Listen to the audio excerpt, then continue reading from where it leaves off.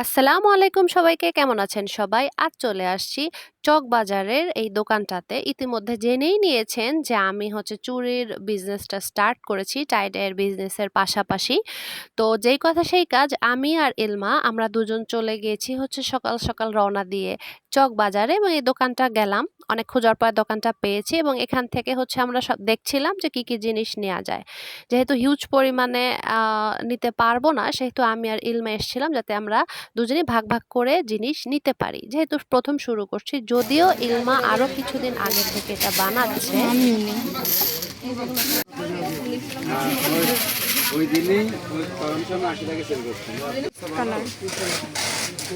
Blue নি বা deep blue.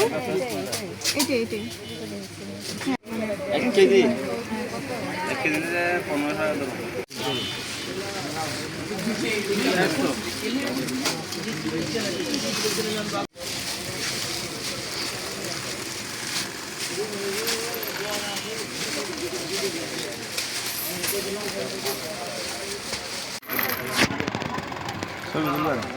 না হয়েছে।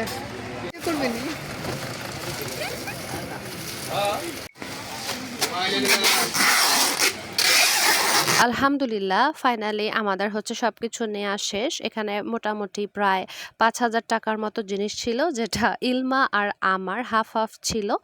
তো এটা নিয়ে আমরা হচ্ছে চলে গেলাম প্যাকেট কেনার জন্য, যেহেতু প্যাকেট লাগবে।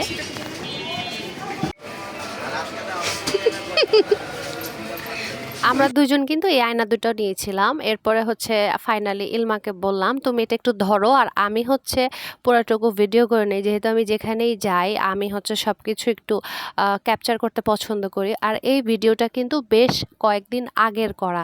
তো ক্রিসমাস উপলক্ষে হয়তো এখানে মানে এই জিনিসগুলো সেল হচ্ছিল ওই সময় আর কি।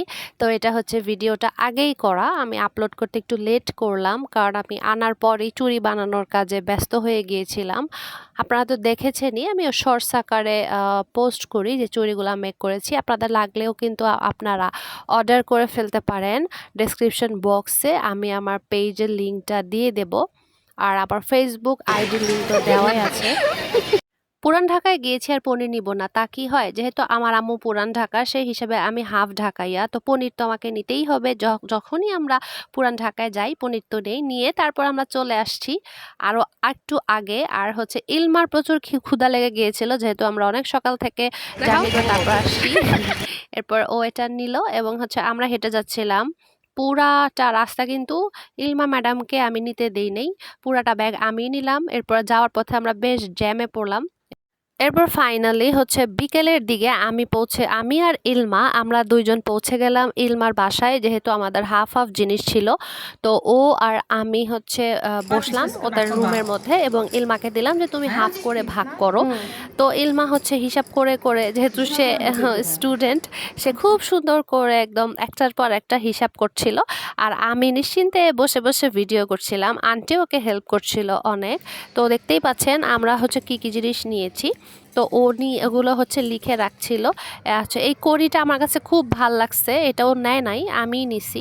দেখা যাক কি কি মেক করা যায়, যেহেতু আমি নতুন মেক করছিলাম সেহেতু আমি হচ্ছে সব টাইপের জিনিসই রাখার চেষ্টা করেছি। আপনারা প্লিজ আমার চ্যানেলটিতে like, comment, share and subscribe করে দিয়েন এবং পাশে থাকেন। আল্লাহ হাফেজ।